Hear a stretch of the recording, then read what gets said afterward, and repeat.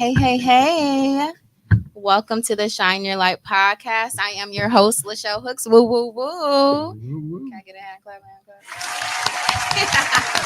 Oh, I love this. I love this participation. A live hand clap, y'all. And of course, I'm joined here by my beautiful co-host. We have Simone in the building. Thank you for joining us, Queen. Simone. Yeah, she's a part of the Shine Your Light crew. Yes, and we've got some questions for these amazing, powerful guests that we have here today. I'm going to introduce one of our main guests. We got the CEO of Clippers and Cuts. We got tennis. Did I say tennis Lord? Won't he do it? Clippers and Cuts. It's Clippers and Cots. Clippers and Cots. Don't mind the nerves, Lord. No, it's all right. Yes, but we have the CEO of Clippers and Cops. We have the amazing Ty Dennis in the building, CEO of this nonprofit organization. I'm so happy for you to be here. I'm honored for you to be here. Thanks, And we got a lot to talk about today. Can Let's you go. introduce your amazing team that you have surrounding us? All right. Well, first off, I'm Ty Dennis. There we go. I am the CEO and founder of Clippers and Cops. To my left is Dante Booker, a good friend of mine. He's a current Atlanta police officer. Yes. To my right is Kim Underwood. She's a retired Atlanta police gang detective. We worked in the gang unit together. Wow. To her right is Oric Curry, aka OG. He's a retired Atlanta police gang detective as well. In the cut, we have Michael Seiden, aka White Mike. We have another Mike, light skinned Mike, Michael Carter. He's not with us today. Okay. Maurice Sweeney, aka Reese. He's a radio personality. He's our current host. He's our moderator. He's our hype man. He's everything. We also have Ruben Houston, aka Rico Ritchie. He's in the hallway. He just stepped out. We have three other people: Andre Lowe, Tyrone Finney, and then Michael Carter. And then usually we have our own videographer, Precious. Wow. And so that pretty much makes up. And I forgot Patricia Gardner. She's been helping out with us as well. Shout out. So we basically have added people as the need. We saw the need in different aspects. Like adding Kim, we would get females or girls asking questions that we felt that she would be better suited for. But when I first created the program or thought of it, everybody laughed. I was eating a bag of Doritos on my couch. And I was just thinking about when I go get my hair cut, everybody had an equal voice and everybody didn't necessarily know I was a cop. And so from that, I thought, if we can talk about all this nonsense that we talk about while getting our hair done, why can't we talk about citizen and police engagement? Yeah. And so I started thinking of people. First person I kind of thought of was Reese, because Reese and I met playing basketball. He didn't know I was a cop. And then I knew what he does with the community. Positive American Youth. He has his own nonprofit and he does a lot of community events. And so I'm like, okay, I need somebody to keep the peace and kind of keep it light when need be. So Reese came up. Booker and I, we worked extra jobs together. We always together, and he's very boisterous. One of those people like to debate politics and different things online. So I'm like, oh, he would be perfect. That's what it is. And so we grabbed him.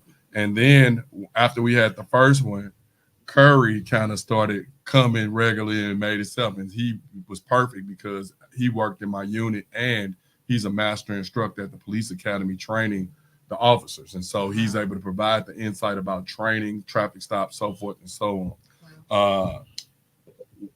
After we got started, people came with White Mike came from another news reporter that I knew. And so it was a lot going on, and he, saw what y'all was doing, and he said, "I want to get involved." After we did the first one in Atlanta. I'm sweating too. Go ahead, Ty. In March of 2018, and after we did the first one, initially I was going to just make it all men. Okay. We had First 48 was still in Atlanta filming, so we brought them out to record it. They gave us little snippets. We started posting videos. Wow. We started getting nothing but positive feedback. Yeah. Well, I get an email from a single parent mom that was like, hey, my son needs to be in that room. And so I'm like, man, we can't really exclude her. So we didn't want to open it up. I don't want to open it up to the public right away because I didn't want it to be arguing. Right. And that's how I'm like, man, we're going to be in there. Or it's going to be almost fighting and stuff. So we opened it up slowly. And then once we opened it up to her, we start opening it up to women. And then eventually we did open it up to the public. And we did have activists come. And we did argue. But it became an empathy type thing where Yeah. we were able to empathize with each other. Like Yes. we fighting the same battle. When you're Right. saying Black Lives Matter, we have Black lives. Our kids are Black, so whatever you fight for is helping our people. Same as me wearing a badge, trying to represent as an officer, not only an officer but a Black officer. These are my people as well. Right. And once we had that understanding, it became a beautiful thing. People don't even know. One of my activist friends during the George Floyd protest, I talk to him every day. Wow. And one day he said, man, you go to therapy? I'm like, what I need therapy for? Mm-hmm. He said, all the stuff that you didn't solve the last couple of Experience, days. And I'm yeah. like, no. He said, man, I got a session. Why don't you take my session today? Okay. And I went, and the therapist wrote me a check because people don't know that this program even exists. Right. And once they learn that it exists, they are shocked. And so as we've been doing it, me and Kim was partners in our gang unit. We've worked cases together. I know how she is. She know how I am. And I know her backstory where she's one of the realest females that I know. And her story is very important to be able to tell young ladies because her own background, where she started, where she's been through, and where she's going. Yeah. When it comes to, like I was saying with White Mike, another news reporter was like, hey, they kind of swapped spots. He came from Miami to Atlanta and then so forth. And so she was like, hey, I need you to meet this guy. He took me to lunch. We talked. He's like, I'm like, what you doing tonight? We got Clippers and Cops. You need to come in. We in the hood, Campbellton Road of Atlanta. Right. And when he walked in, the records, what is this? And from it, he was able to hear the cries of the community. It helps him. He'll tell you for himself. It helps him understand our people because now he has access to be able to hear that. And so basically, Clippers and Cops, we've been doing this ever since, every month. Right. Once a month. We usually do it every third Thursday of the month. Once we started doing it in the barbershops, at first we used to struggle to find a barbershop. Now we have to kind of do a lottery almost because everybody wants to. Why was it a struggle initially? I'm so surprised. Because people didn't know exactly what it was. And then it's like when you say the police, they like, I don't want to be associated with the police. And they don't want to get in trouble. Correct. And then once they basically where they're located. Right. Basically where Right. they're located and their clientele. Right. You know what I'm saying? So they see a bunch of officers. There's a lot of mistrust. Yeah, they like, oh, They don't know yeah, what you tripping. So what changed it? Seeing the videos and seeing us out there and seeing what we're about. And seeing themselves in you. I think a lot of that, cool. Just that representation. And that's the thing, because even as we did it, we also brought out the shoot don't shoot simulator. Right. A lot of people, when we have officer involved shootings, a lot of people would say, well, they should have shot him in the leg, or they should have did that. And we're not preaching saying every officer is right or anything under the sun. But in a lot of situations, it's like it's a judgment to call. They're making a split-second decision. And so we were able to give people the opportunity, try it for yourself. Right, gain understanding. And that's the whole thing with it. Yeah. And like, this isn't just for the police to teach the people. Right. We've learned from the people, because at the same time, we used to always say, well, I'm just trying to make it home to my family. And somebody was like, I'm trying to make it home to my family too. Amen. So what makes your family more important than mine? And that made us have to think. Then we used to say, we trying to bridge the gap. And then somebody said, well, a bridge can be broke. And so we trying to fill that gap. We trying to learn from the past to try to better the future, not keep doing the same thing. I just want to thank y'all really quick. I know we always thank y'all. Everybody thank y'all. But the fact that y'all were, being police officers, dealing with gangs, a lot of people in those fields, they get tired. They don't retire and then come back and help the community and come back and make deposits into the community. A lot of them don't do that. They wash their hands and they walk away. You're taking every experience that you've had, everything that you've learned, and you brought it back to the community, and just brought awareness and all of that good stuff. So I just want to thank y'all for that, because without the efforts, like, we're never gonna get to the solution if somebody don't start trying something. And I'm not gonna fib to y'all.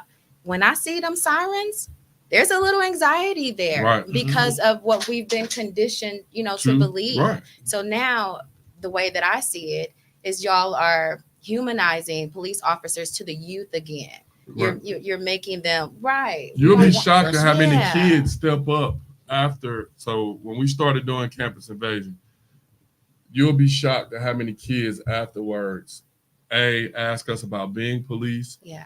B, follow us on our social media. C, inbox us and say, thank you for coming.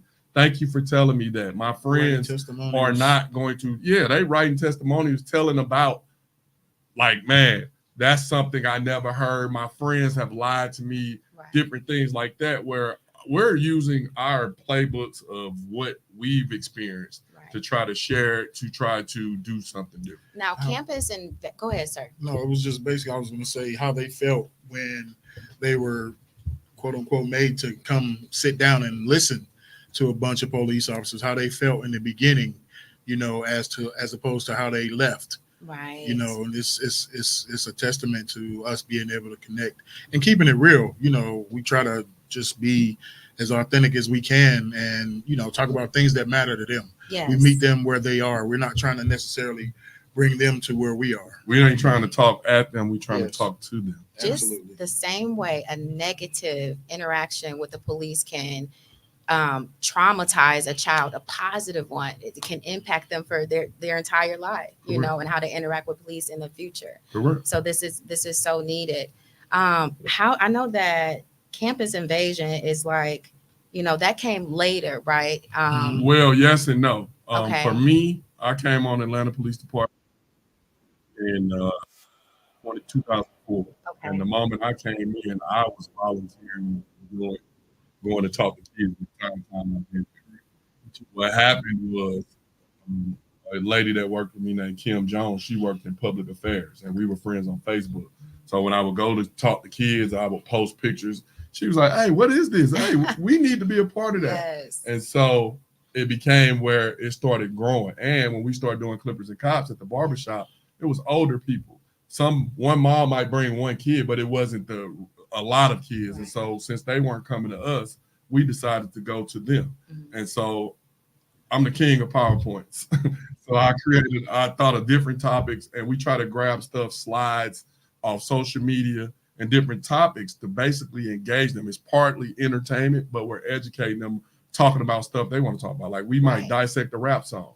And with the rap song, we going through the lyrics. Yeah, you hear Sexy Red and you love the song, but what is she saying? Yes. You know what I'm saying? Yes. When Pooh Shiesty say get it back in blood, what is he truly saying? Yeah, and once you break that down for the kids, some of the kids aren't realizing what they are. That's speaking over their lives. Yeah, correct. And we honor and value our entertainers, not knowing that when we speak about trap music, like what does that mean to be in a trap? Right.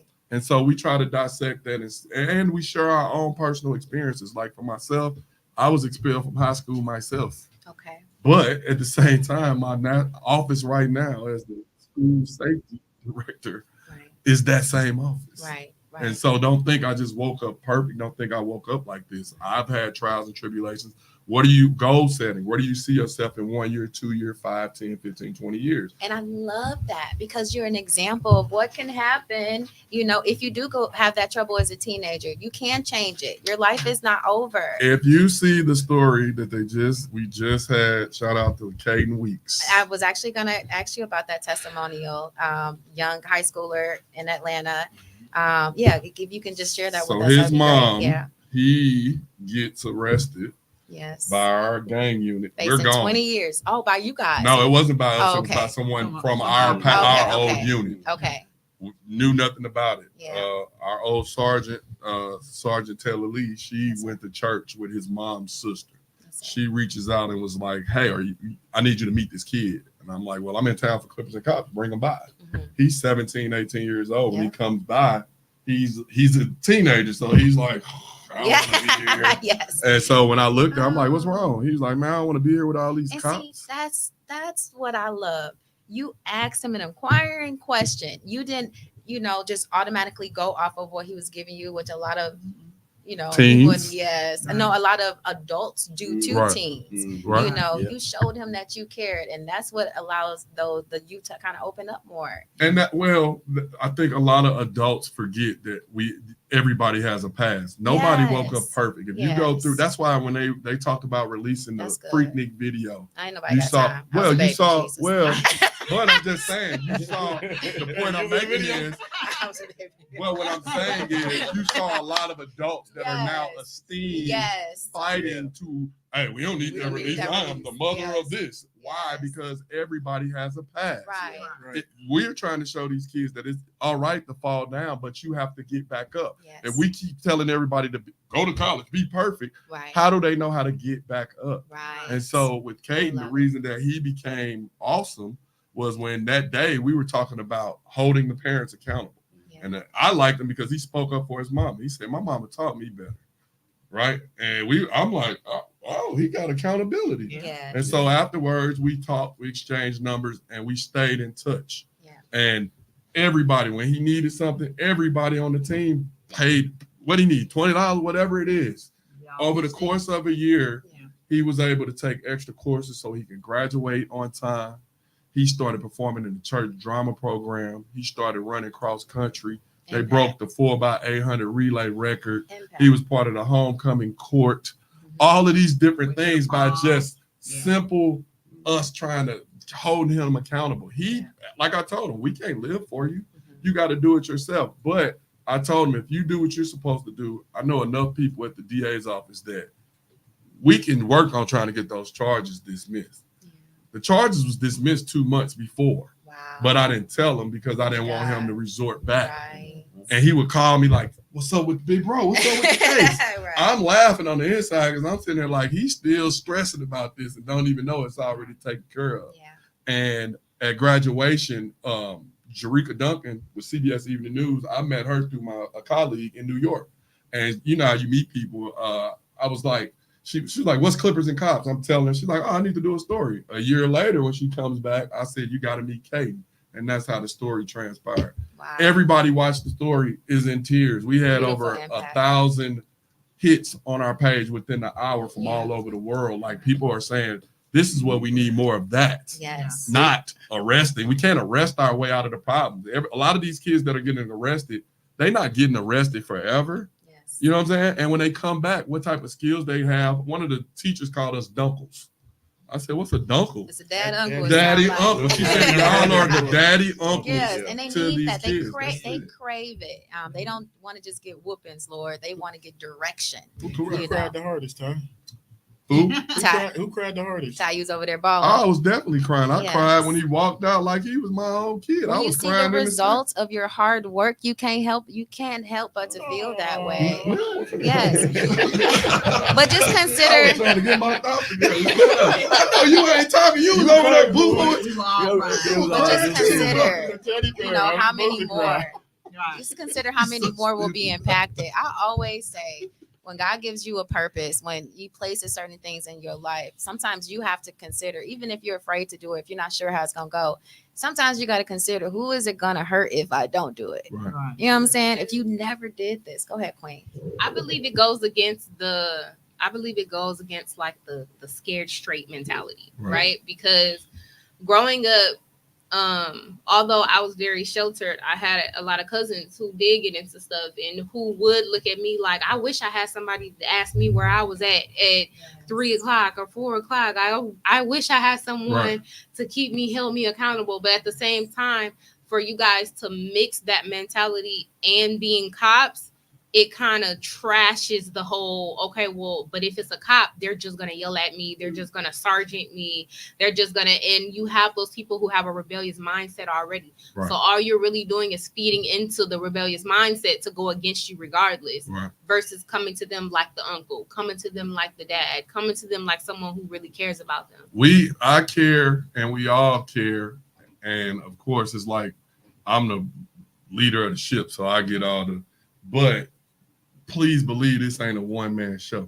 I see. And that's the part that I like to make sure everybody understand, because although they sitting back there, they not saying nothing, they play major roles in everything that we do.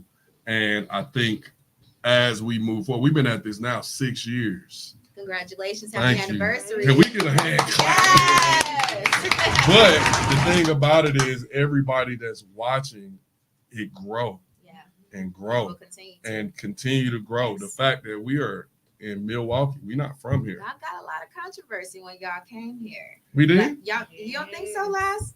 Well, let's hear it. I Let's want to talk hear it. about So it. I interviewed the beautiful Tanine Rucker. Thank you so much for being here. She's the background queen. She partnered with Ty to bring them here to Milwaukee. So thank you for that. But when I interviewed her last year about the event, which you're about to go over the details, there was a lot of questions as to why I kept getting that. Why they here? Right. For what? Why they here? And we didn't know what we walked Yeah, into. yeah. Like, we didn't know. Like, we just shout out to Tori Lowe. Yeah. Because when we went on the show, that was one of the things. We didn't know that Milwaukee is considered one of the most segregated cities in the Yes. country. We didn't know that. Yeah. But our message doesn't Yeah. change, because at the end of the That was day, powerful. it doesn't. It don't matter where we go. Anywhere we go, we're preaching the same thing: accountability, empathy, and education. Why? The police wasn't created by us or for us, but we can't continue to ride that narrative. Right. And we have to be able to hold those police that are police accountable and teach our people how to hold them accountable. If everybody keeps saying, well, that's just the way it is and that's the way it's going to be, nothing will never change. Right. Yeah, but we also wanted to, let them know that they have opportunity to be police officers, because a lot of times they don't see role models as police officers in some cases. And so we want to say, hey, we're just like you. We're police officers, and to say you can come from your own community. Sometimes most of us went to Atlanta and policing from different, except for Kim, because she's from Georgia. But the thing of it is, we want them to say, I could be a police officer. And I think the benefit of it is having someone who has a positive mindset, but I also see that there's problems inside the police department here, and we have our own problems as well. So no police department is not prone from having problems or issues that goes on inside that department. We have situations that police officers get arrested, just like other places have police officers get arrested. So we are human too. We make mistakes, but what type of mistakes are we making? And is that type of mistake costing somebody's life, or a Sonia Massey type situation where any police officer looked at that would have been like, I don't know what happened. We can't even come up with an explanation for that, because Pure that evil. was just Pure straight, Pure evil. murder, and call it as it is, because it wasn't justifiable. And the department moved very swiftly, but you have to look at the aftermath of that. Right. How many other departments did he go to before he got to that department, before he caused so it's going to cause a ripple effect, because anybody that made a complaint now has the ability, if they got charged, to go back and dispute anything that took place. And that's going to cause other departments to go back and look at themselves and see what their problem was. So there's always a ripple effect behind somebody's action, but does it always have to cost somebody's life to have that ripple effect happen? And being in training, that's the first thing that they do. When they go back, they look at your training record. How were you taught? Who trained you? Even us, I was an instructor. We sometimes have to go testify on how did we train that police officer. And we have to go back and look at those records. Everything is documented. And I think that's one of the things that you have to look at. And like I said it previously when we was at the radio show, we got to, if we want things to change in our community, we got to be a part of the community. Yes. We got to be active in our community. We can't expect the police to do everything. But like I told Powerful. the lady, I told her, I said, sometimes we got to take, they said, well, we come in the community, police come in the community, they come to us, we don't need to go to them. Oh, yes, you can. You can do that. Right. You can go to the police department and say, hey, I want you to see my son. Right. I want you to see if something goes on, here is my number, give me a call. Because Partner with the officer. Yes, if you see something, he's doing something he shouldn't be doing, let me know. I'll deal with Village that. mentality. Yeah. Yes. So we gotta look at what we're putting out there and then what we're giving back. And that's how we have to do it in law enforcement. And a lot of parents kind of look at the officers, to be real, as they trying to lock up my baby. We're not Right. gonna go, but what y'all are presenting, the characters that y'all are presenting, I just see it multiplying. I see y'all partnering with more and more multiplying, and that when you're that good entity, you're gonna shine a light on the bad ones. Right. It's So- gonna make it so hard for the even- bad Yes. to hide. So, Yes. so even that we're talking about the good and the bad, Yeah. I want you to expound a little bit more on the pushback that you said So happened from our visit. these are all, I was getting questions primarily about, again, why are y'all here, what they here for. Nothing's gonna change, but again, these same people will come with the complaints of what does need to be changed. Right. These same people won't have any solutions, Right. or even ideas for things that we can do to implement just betterment in Do the you know community. how we got here? So listen to somebody that's giving you options. Listen to them, partner with them. If you feel like you can add value to it, add value to it. And How you get here? So how we get here? I was at a conference in Savannah, Georgia, a teacher Okay. conference, and presented Okay. and met Miss Arletta Slaughter. Yes. And Yes. so Arletta wasn't in the presentation. Okay. The other teachers that was in the presentation Okay. was like, hey, Clippers and Cops, you need to see that presentation. Yeah. When somebody say that, you're like, oh, okay, cool. She happened to be on my flight. Right. And we had connecting flights. We both were going to Nashville. She was coming here. I was going to St. Louis. Yeah. And the whole flight, I was able to show her videos and all the different stuff. She was like, I got to get y'all to Milwaukee. People say that all the time. Right. People say, we need you here. Right.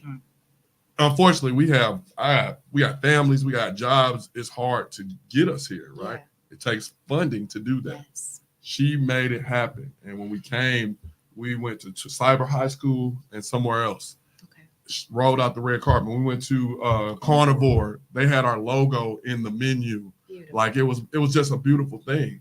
Once we went to see Tory Lowe was like, oh, I'm an activist. I ain't never had the police up here. I'm about to give it to y'all.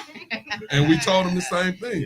Yes and no, because we're not your typical what you may think cops are. Yeah. You can say and ask us whatever you like. But are you prepared for what we may have to say back? And a lot of people aren't. A lot of people are used to saying what they want to the police, and a lot of the police just sit there and take it. Uniform, very robotic. Correct. And that's what he's always speak about, being robotic. It's almost like textbook. It's just like when there's a shooting or officer-involved shooting. The subject became combative and forcing the officer to fire a service weapon, leaving the subject deceased. There's going to be a thorough investigation moving forward from there. Right. Sounds very routine. Right.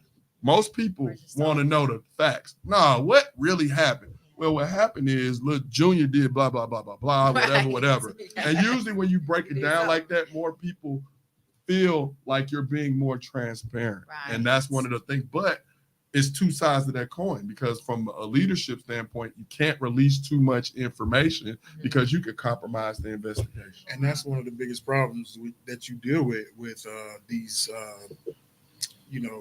everybody is a reporter type of deal when everybody has cameras and they'll video the whole situation and only put a small piece of that puzzle out to the public or put it on social media.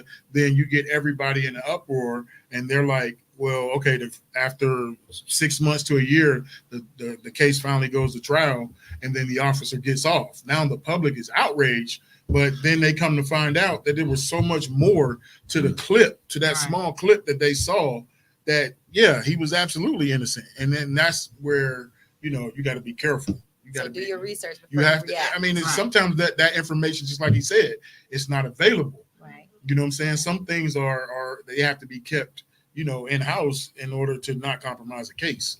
So not everything is going to be released. So my controversial question. There she go. Y'all said y'all was gonna answer my question. Come on with it. She's saying it with dimples. I love my it. My question is, during the Black Lives Matter movement, the George Floyd movement, and everything that was happening across the world during that time, right? How did that impact y'all company as a whole, y'all organization as a whole, and what did y'all do to get involved? You want me to answer?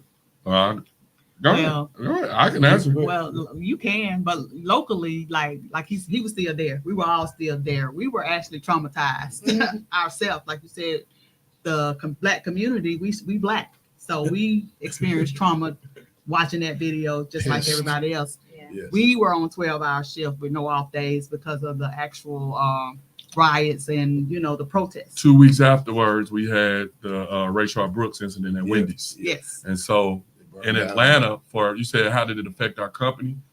It took, although we've made progress in what we do with 5 steps forward, it took us 10 steps back. It did. Because although people respect what we do and respect who we are, we still represent the badge. And so it's almost like we were grouped in with them. Yes. And for people, every time there's an officer involved shooting incident, my social media goes, so Ty, good shoot, bad shoot, what you think? Mm-hmm. It's almost like I got to reestablish, forget all the work I done did over the last 20 years. I got to let everybody know I'm standing with the brothers. This is way I feel almost. And I'm cool with that because for me, right is right and wrong is wrong.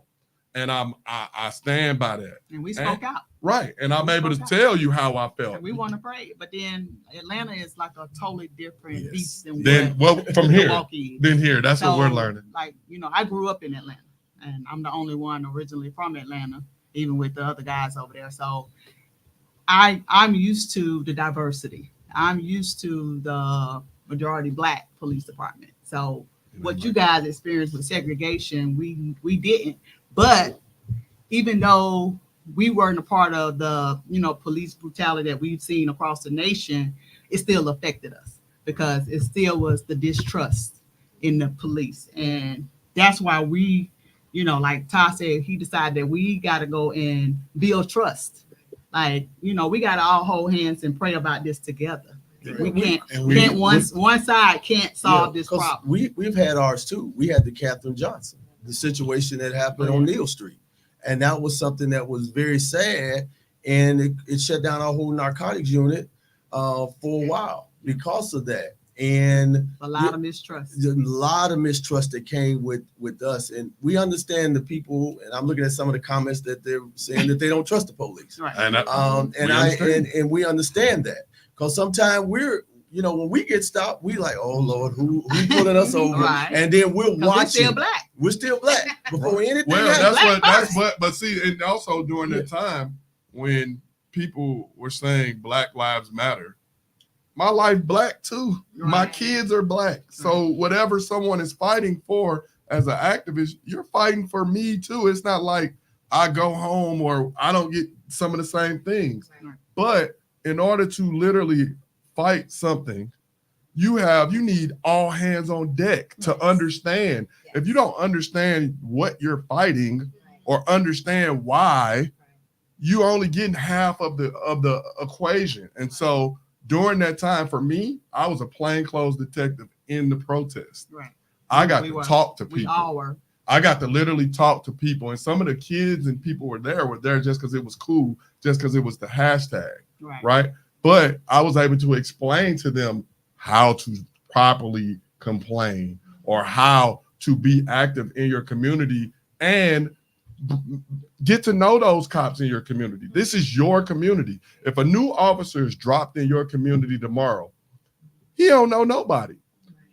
If you start your job tomorrow and you don't know nobody and everybody's saying F you, get the hell on, this, that, and the other, that can make you hardened too. Where it's like, well, F me? Well, F you. Well, I pay your salary. I pay taxes too. You see what I'm saying? We have to try to do something different. If you, I'm not saying every officer is going to be welcoming. I don't know every officer. Some of them do. I want them to feel uncomfortable to be that way. Right. And it starts by being vocal with the people in that community. When we do Clippers and Cops, we get to meet the people in that community. You know me by name. I know you by name. So when I see you again, it's not no, hey, ma'am. It's like, hey, LaChelle, how you doing? Like, you see what I'm saying? You can't begin to study or if we got a championship game, we going to practice and then it's the game. Right. You can't show up on the day of the game on a homicide scene and then, hey, what's your name, ma'am? It's too late. Right. But also, I'm reading some of the comments because I pay very close attention to some of these comments that people are writing up here. And so, you're right. There are good police officers out here. Right, and I think it get overshadowed by a lot of the things that bad police officers do. We don't, police officers doing good thing in the community. They don't, sometimes the media don't report that. Right. Sometimes, and then we see the bad all the time. That's what we think. But there are some good police officers out there patrolling the streets, doing things. and making things happen. They And say we being transparent. We don't trust the white police. But no, Let me tell you, there's some good white let me say officers. something too. But yeah, like in Atlanta, it's mandatory. We have mandatory Georgia to keep our post certification up. We have mandatory training every year, and one of those trainings is cultural diversity. Here we go. Everybody has to go through it. Yes. Everybody has to pass it. It's a test at It's the a end. test. So whether you want to be, to see the other side, because it's really just showing you about different communities, different cultures, and Yes. stuff like that. Because like I said, I grew up in Black Atlanta. Right. So I didn't know a lot about white people. I didn't know a lot about Asians or Indians and that kind of stuff, but I had to learn just because I was there to serve everybody. I don't see just, I don't see race. I see everybody because that's how I was raised and that's how I grew up. But man, it's mandatory to do the culture about diversity and de-escalation. And that's what a lot of these departments don't do. Like listening to what you guys go through here in Milwaukee, it's like it's not a lot of cultural diversity. And it's not a lot of de-escalation, just looking at what's going on with these shootings around the nation, like that Sonia Massey. De-escalation. Nobody trained these cops on de-escalation. Right. And that's important. And it's and when you get into when we answer a call, we don't know what that call gonna look like. But also they don't know what they getting either. Right. So when that police officer comes, it's two streets. Everybody's looking, okay, who's coming to my door, Right. and who's going to open up that door. So we look at both sides, even on the traffic stop. No, we always say no traffic stop is routine because anything could go what you think would be the right thing, and sometimes it's not there. So you have to take each situation differently every time you approach a car and things, but you should always be on the bright side of it, but you don't really know what that officer had to deal with just on a previous call. And then when you, with maybe attitude, he was like, look, I just deal with this. I ain't got time to deal with you. And so it changes. And you was like, or you could be in a friendly manner and he could be abrupt. Right. Or she could be abrupt. And he's like, well, what happened? So I think sometimes we have to look at on both sides of this, Yes. and we're human. And we got to talk about, That's that that's person why, that said the white police, like, it is some good white police. Yes. It's good. Right. It's bad black police too. Yeah. But, so you can't Yeah. you can't put it on race. So I think, like you said, even up here, if they talked more and got to know each other in the community, just like I said, I wasn't around a lot of white people, but once I got to APD and I got to work with them and I got to meet people like White Mike, who I love, like my own brother. Yeah. Hold on, we Then- need him. I'll just let. It's true, though. It's true. But that's White the Mike, thing, though. White Mike. We gotta bring White Mike on At so the they can see same White Mike. time- Come on, White Mike. Come on, White. You got to be representation, Mike. Come on now. Mike is representing for all the white people. There we go. Come on this So- side. Mike. Here Mike. So I wanted to piggyback off of Curry real quick on Welcome, Mike. Welcome. when we talk to kids and adults about do's and don'ts on traffic stops. So we do mock scenarios, and Yes. we want people to understand that Yes. we want you to understand your rights. But what I always talk about is the main goal in that situation is for both Family. parties. No, for both parties, for the officer and for that citizen, should be to make it home to their family. Right. Okay, so in situations we see, you never know what I've dealt with, and I don't know what you've dealt with all day. Check your attitude, and hopefully, as an officer, we can check ours. Because if you give me, then I'm gonna give you. You know what I'm saying? And we're always taught to go a step above. Just keep in mind, whatever court is court. That traffic stop, take your little citation. It doesn't mean you're guilty. Only a judge can do that. Only a judge can decide that. So there's no point in trying to have court with that officer on that scene.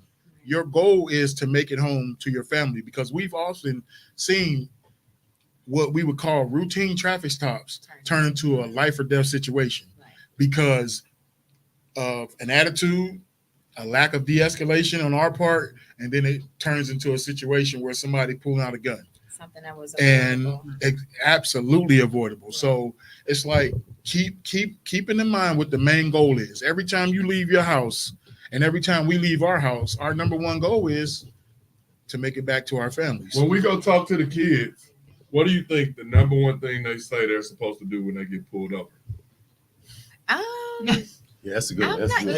yeah. What do you think? With the Nope. Hands in the wheel. Nope. Nope. Keep What? going. Keep Wait, going. keep going. What else? What do you? These are. I'm talking about from the kids. The kid. You can come see it for yourself In the tomorrow community. in the community. What do you think they run? Run. There it is. That's it. Run. That's There it. it It is. had to be Run. That's what they tell us Because every They time. run. And they ain't gonna say it like that, Shawty. I'm out. Achievable.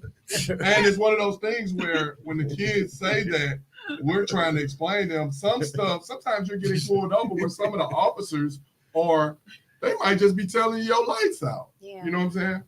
And we try to educate them on what is the expectations. Right. Because if everybody telling you to run, and since you was It's gonna be five, automatic. well, since you was 5, you were taught F the police, that's the boogeyman. Guess what? When you become Right. 16 and now I'm driving, guess what? That boogeyman is in my rearview mirror. Yes, Right. sir. And so Yes, sir. when you look at it, Change the running, narrative. but when you look at most of the situations, how do you combat Check that? Is educate yourself on the laws, on how if I get pulled over, what do I need to do, and how do I need to do it? You want to search my car? No. If I know I ain't got nothing in there, you gonna do a search warrant. I'm gonna make you work. Look, I'm not gonna give I you ain't that. read it. Let me jump. I like Jermaine. Go on I and like, read it. Go I on like and your read it. questions. Yeah. He said, "What do you do when your partners or somebody that you know is a butthole? You check them, but at the same Immediately. Hold them time, accountable. it's just They like not with gonna your work around kids. You have to check them and let them know that what they were doing was inappropriate. When I was on patrol, I had an officer. He had somebody, and once he saw us pull up, he started getting extra. And it was like, hey, don't do nothing you can't do by yourself just because you saw it, because I let them get at you. Mhm. Also, people don't know that we've turned in officers ourselves. That don't the public wants to see you walk in with Boys a in head blue, like, right. hey, I got one. Right. It doesn't work like that. Right. A lot of stuff happens in-house Right. that The internal internally affairs. is taken The care of. internal And affairs or yeah, they know OPS. in-house, but unfortunately, it's no system available for that to show the public. Like, I'm a good one. I turned one in. Like, it's nothing like that. So since we brought White Mike in, since we all talk about media, we all talk about social media, and Take you your know hat since off, he man. They're not gonna notice you. yeah they're gonna know who you are. Reporting live is Michael's. So you know his thing is when he had to go report or when he had to go and see somebody. So You know, I was very. Go ahead. Keep Go going. ahead. Sure. Go ahead. No, I was just gonna say I was a little intimidated when they all came. Why? But Because we was big. but Fat shaming us. because they're police officers, I was nervous. But Regular people. but I feel like I'm at a family barbecue. You know what I'm saying? And that's how when we do when we Yeah. we now. are definitely Here we gonna go. make the potato salad. There we go. Don't put no raisins in it. We're Don't gonna put make no raisins. no raisins. No, All right. I'm gonna put meat in my Right. beans though. Oh yeah. I'm gonna put meat in my beans. White Mike, you got to say something. No, I talk. I'm not. I'm not. you Listen. got the you Oh. got to say something. You got the right one today. You Oh. got the right I one today. got a lot to say. So first and foremost, thank you for having us. I Pleasure. appreciate it. It's This is a great conversation. And Yes, sir. look, this didn't happen by mistake. And I'm trying to put this in Wisconsin terms. Like I grew up in equivalent, a suburb, probably like where Brookfield is to Okay. Milwaukee. So for your local. I grew up in people. Cudahy. So y'all, the locals get it, right? So I grew up in a community that was predominantly white. Yes, sir. A place where we saw police. We didn't run. We said, "Hey, sir, can I Want take, some lemonade? can I take a picture with you? You guys are our heroes, I'm right?" from the projects though, Right. but from Chicago. But keep going. So I would say number one, and Curry kind of touched on this. So I'd grown up in a suburb of Atlanta my whole life. But Okay. all these things that we talk about now, I had no clue. I'd only seen that in the movies, the music I listened Wow. to, things like that, because you're in your bubble. Most Wow. people grow up in their bubble, There you go. and you really don't go outside your bubble. And it doesn't matter if you live in an all black community, all white, Hispanic. I think just as humans, we are afraid of the unknown. Yes. That's just how it is, right? Yeah. So if we just stay in our little corner, that's all we're familiar It's with. safe. And then we get out, we have these preconceived notions of what life is. Yeah. So when I moved back to Atlanta in 2018, I'm reporting on crime. And the crime I'm reporting on is happening in predominantly black neighborhoods. So how can I be a credible reporter, go down in these neighborhoods, And yeah, okay, I can tell you, yeah, there's police tape over here, and there's, gunfire in this neighborhood. But like, how do I actually understand what's really going on in these communities? Right. Well, I need to shut my mouth, and I just need to take a seat and listen. And so through a mutual friend, I was introduced to Ty, and he welcomed me in. And that's the number one thing. I'll just tell you this right now. I'm not asking for any pity. Like, I made this decision. However, we were talking earlier today about this.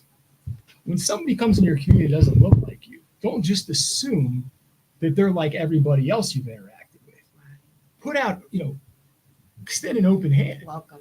right? I mean, you just never know how. I mean, this is all family to me. Right. Yeah. And I mean, I sit here and I look at this and I go, we are so, whether it's social media, whether we're watching the news, we just have all these negative images that are in our, just ingrained from the time we can pick up a smartphone. And So powerful. Go ahead. But, no, I'm sorry, I talk a lot, but the point I'm making is this: is that like at the end of the day, like you can sit here and think what you want to think, but until you actually get out there and you make an effort, you're going to continue to think the same way. You're going to continue to act the same way. There's never going to be a change. And I think that people have to realize that there are people who don't look like you that actually give a damn about what's going on and want to help out. Amen. Can we get a clap on that one? Okay. However, how we use in this space, I can tell you the way I am today, Yes, sir. at my heart, I'm still the same person they met in 2018. Yeah. But how I'm moving here is way different. And that's because I put in the work. Yeah. I didn't just come into the community and start saying, well, why is Do it everybody this way. running from Do it every, that way. like, for example, the old self would maybe look at, and this is just how I'm brought up. You look at a convenience store, right? And you see a bunch of teenagers going there, ransack the place. You may think, people may say, man, these kids are bad news. But then you realize those kids don't have food at home. There you go. I'm not saying that means that they should go out there and But look ransack. at the whole The picture. point I'm saying is it's so much more nuanced. Right. It is. The other Right. thing is that people don't realize, I mean, when you go to a hip hop concert, a lot of times it's like 90% white. Like white people are like the biggest consumers of the culture, Yeah. right? Yeah. And so I'm not saying that's right or wrong, but what I'm saying is there are people that care out Yes. there. I And- love that. And that's how I feel about it. Look, at the end of the day, I don't care if you're white, black, green, yellow, whatever your choice is. Like, Yes, if you're sir. a good person at your core, that's great. Yes, sir. And also, I like to learn. I like to learn about different cultures, different environments. We religion. brought him to St. Louis. We brought him to St. Yeah. Louis. Y'all done. We took him to the hood spot. I He bet. said goodbye, white rice, hello, fried but we also had to keep him in check because he loves to wander. And so we have to like, no, dude, we gotta you make in sure the you're hood, okay. you Yeah. gotta stay with us. You can't just wander off by yourself, okay? Because they gonna say where you coming from, or they gonna hit you up. So we be like, look, he with us. Then move on over, come on over here, Right. so that they know that you with But us. he got more juice in the hood Yeah, than most all of us. The kids remember him because of his name. Like on his White jersey, Mike. say White Mike. It's a oh yeah. But- and they remember him from From the seeing him on the news. news. Yeah. Like when he's on the news, he's more professional kind of. So it's almost like they remember him, and then once they see him now, they feel like they know him. Oh my goodness, I love this, y'all, because it's such a powerful impact. Because you're right. If a person grows up in a small area all their lives, that's all they're gonna know. Just like you said, whether it's that white person in the white neighborhood or that little black boy or girl, that's in the hood. Like me. We ain't all in the hood, but all of y'all, going to those locations, you're now like, you're that new representation. Yeah, but- You're that new representation. We're doing what he said. We're the ones that's extending our arms Yes. with the school. The kids weren't coming to us, so since they weren't coming to us, we go to them. And by us going to them, Yes, sir. that gives them the opportunity to see Yes. us different, view it different. I was just telling them, I started getting the QR codes from different police departments because you will be shocked how many dreadhead black boys that you might think would never want to be the police. They pull you to the side like, hey, you make that sound kind of cool. That's why it's like representation matters. And a lot of people think it doesn't. When you're able to think On about both sides. from all sides. Just think There about you it. go. Just think about what President Obama. I don't know at what point he thought he could be the president, Yes, sir. but just think what he before him. people probably thought he was crazy. Yes, sir. Anything is possible. For me, I didn't grow up wanting to be the police. This wasn't a lifelong dream. Nobody wanted to be the cop when we played cops and robbers as a kid. Right? Right? I didn't. It took a professor to pour into me like, hey, you ever thought about going into the FBI? The feds? Never. Right. But that's what I'm saying. Like, we have to begin to be able to share our backgrounds. We have to be willing to extend. It didn't cost me nothing to befriend him. I probably talked to him more than everybody. Yeah. You can come to the barbecue. Go ahead. You're invited to the cookout. I still have not gotten my formal invite from him. Marlon said you can come now. He turning pink over there. Pink Mike. Listen.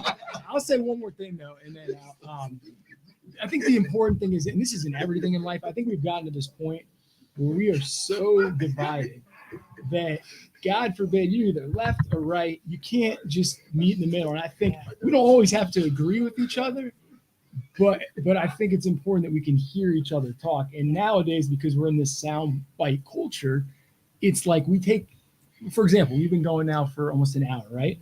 You could take a little 10-second bite from this and totally make social media go wild. And all of a sudden, somebody who is fair and listens could be turned into this major racist or vice. I mean, it's just, that's what's the crazy, this world we're living in. That's how crazy it's gotten now, that everything is so sensationalized and it's just these quick sound bites and we don't take everything in full context. And that's one of the biggest problems. But I think just to kind of put just to end my portion of this, I just want to say that throughout this whole experience, I mean, listen, I've been in neighborhoods where people who look like me wouldn't get out in the middle of the day. Right. And I think what you realize, especially when we work with the youth, which is amazing about this, is there are so many talented, brilliant kids who are just, tell them about King. Yeah, we can get into that, but I'm just saying who just need a chance, an opportunity. Yes. And that to me, yeah, it's not even so much, I mean, we can get into race and economic opportunities, all that stuff. But at the end of the day, really what it comes down to is just pure opportunities. Yeah. What's being offered at one high school in one city is not being offered somewhere else. And to me, that seems unfair, especially when you're talking about public schools. So, I mean, not to get into that whole conversation, but a lot of these kids just need a chance. They need opportunity, someone to say for once, hey, you're really good at this. Like, you need to pursue it. And we've got a number of examples of kids we've helped out, which is, it's amazing to me to think, like, how do some of these kids not realize they have this talent? But their whole life they've been told, you're not shit. Excuse me. Go for it. I don't know if we can cuss her out. Be real, yeah. Yeah, I mean, like, you're not shit. Like, you're gonna be like your uncle. You're gonna be like this one, that one. You can't do anything. Right. The idea, like, a kid expresses himself, like, I want to go to college. If they start laughing. Yeah, as a child or a teenager, if you feel like nobody else cares, eventually you're gonna stop caring, regardless of how intelligent and smart you are. Right. So sometimes, yes, they just need that entity in their lives to show them something different. When you see better, you do better, you want better. And at some point in every adult's life, somebody. Yeah, Jermaine, no, he's a Channel 2 reporter. He didn't tell the story. He's not a cop, he's a news reporter. But he's a part of the Clippers Cops program. Thank you, white Mike. We gonna make you White tell Jermaine. We gonna make him think he a white cop though, just so he like it. Jermaine like it. But that's the whole thing with trying to King. So King is a student at what school we was at? Creekside? No. Creekside. We was at Creekside High in Atlanta. And some of the memes in our presentation, it allows for the kids, we get them up to speak. And of course, some of the kids are joking, like, I ain't getting up there. And so this kid, King, got up there. He has the deepest, he sounds like Barry White. No. And doesn't even know it. James Earl Jones is who he sounds like. If you can imagine them two merging together. Right. My son's voice is that, like, he's 17. So when he gets up there to read, everybody was looking like, who is it? James Earl is in the building. And so we started talking to him about doing voiceover. He don't even know what that is. Mike took him to the news station, put him, I'm going to play a clip for y'all when we get a second. And when you hear his voice, you'll think he's a natural.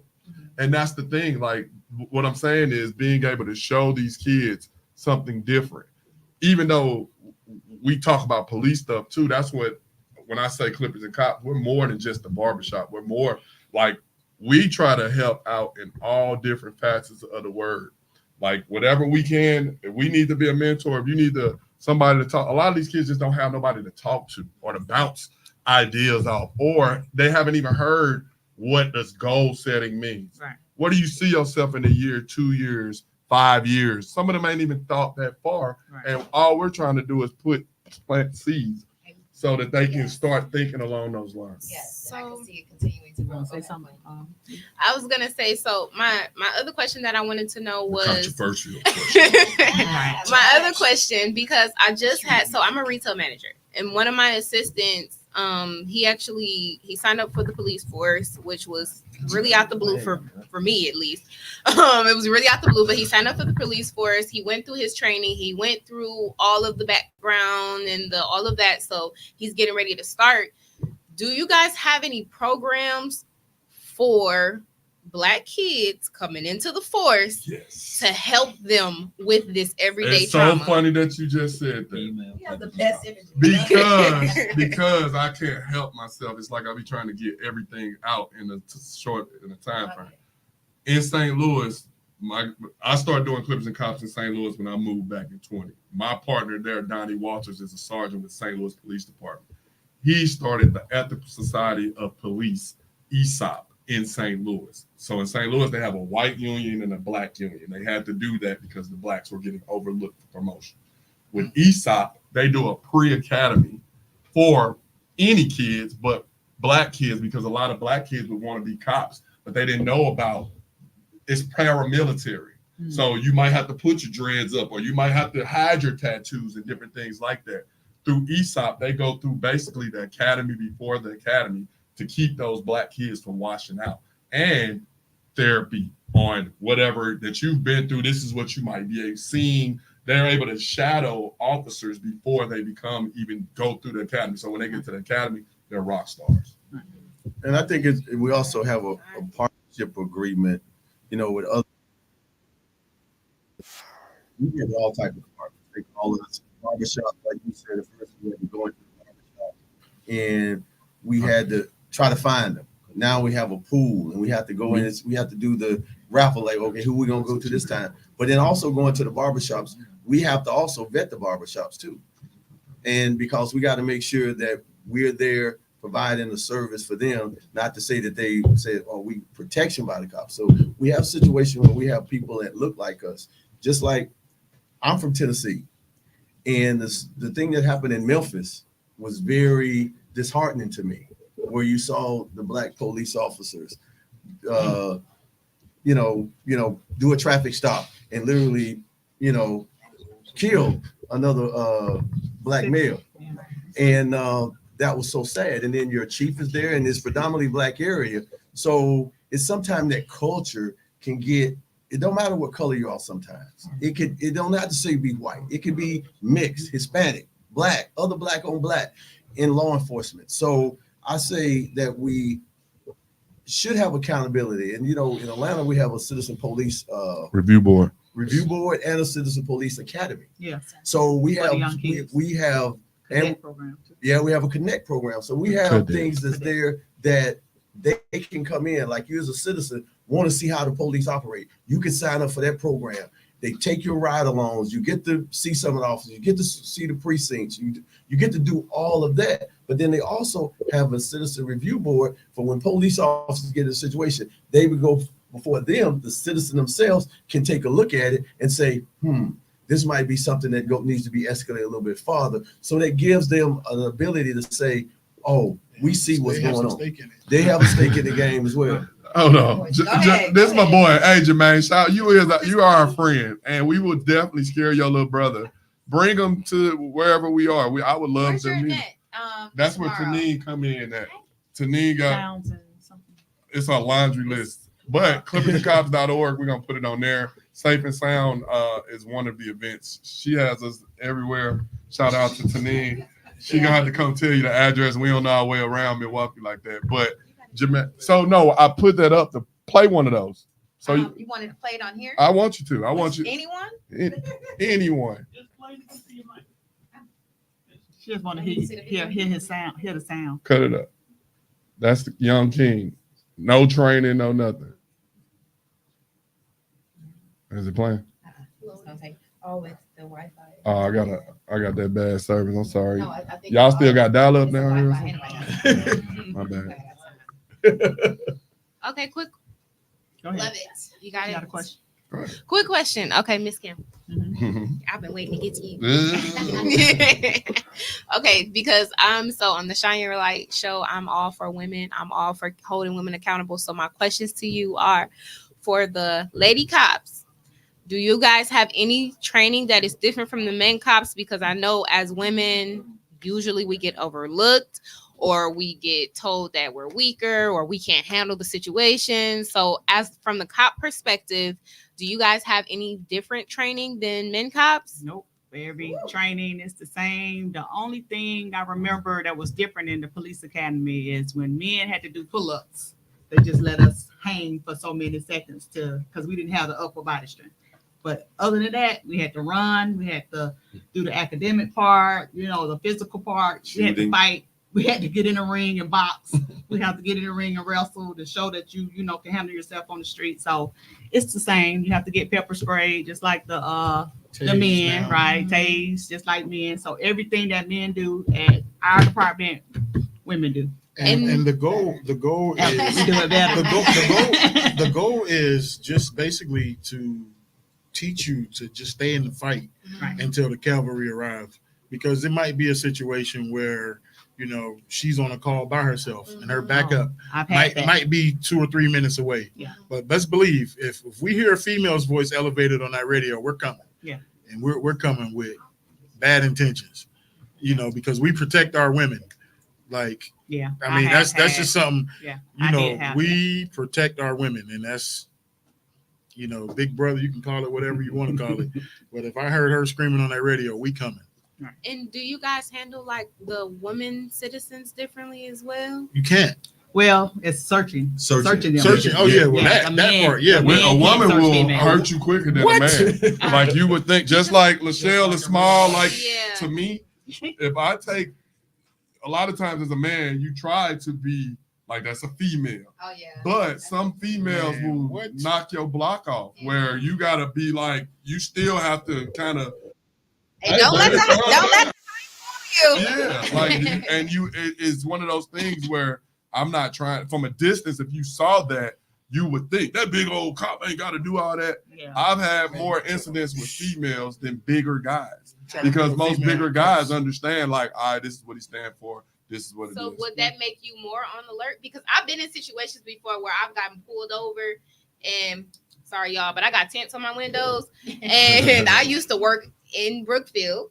So I've been in a situation where I got pulled over in the neighborhood and like 4 cars pulled up behind me and scared the crap out of me. Right. So I've been in that type of situation. So do that make you more on guard because we're Well, women? it It was a tent. It was a They don't tent. know what's They're on inside. the tent, and then Let me first guess, you of all- got a charger. It's a tent. I had a Yeah, that's it. So, No. yeah, but the thing about it with the If we tent, don't, it's the unknown. but then you also got to look at what department in the area you in. Some departments ain't got nothing to do. So when you can 4 police officers for one little person, You that You be action like- for all you- day. you- They ain't had you- no action all they day. had nothing going on all day.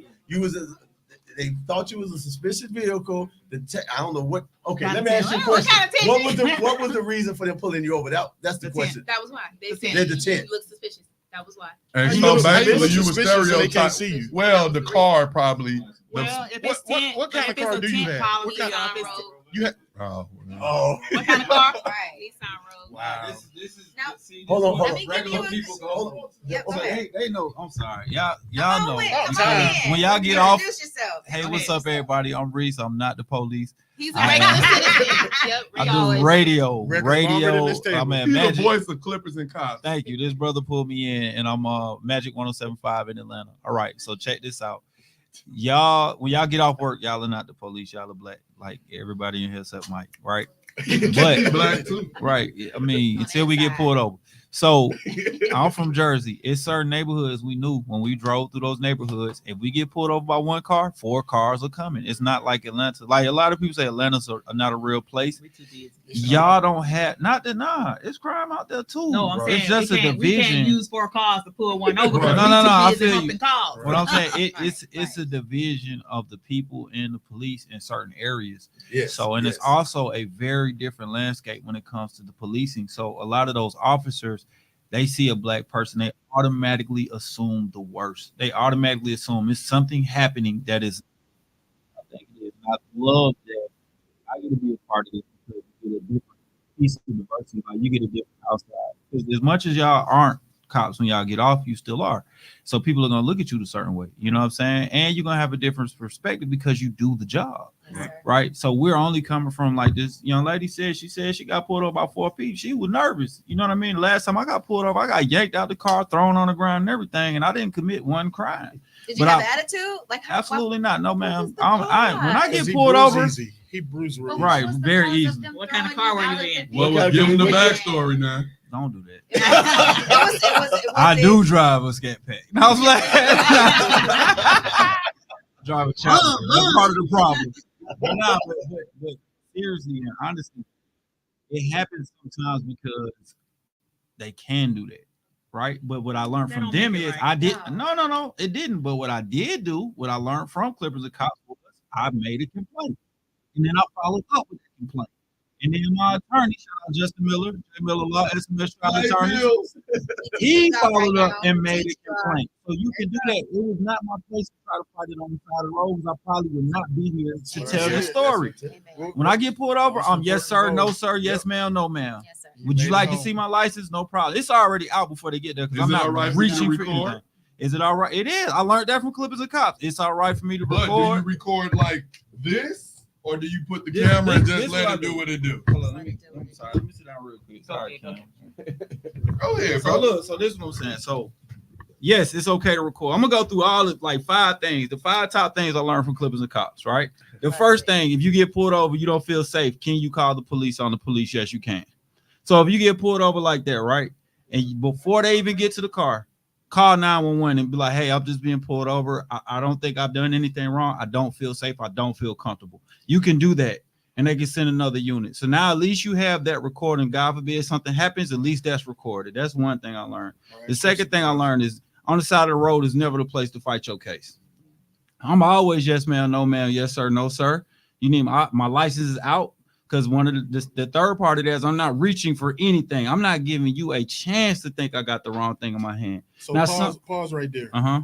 And what he's saying by that is you have between the time where you recognize and pull over with those blue lights behind you, you have ample amount of time at that point to get all of your documents. You already know what they're going to ask you for. So why not have them readily available instead of waiting until the officer who might be on guard based on the unknown, wait until he get to the window to reach.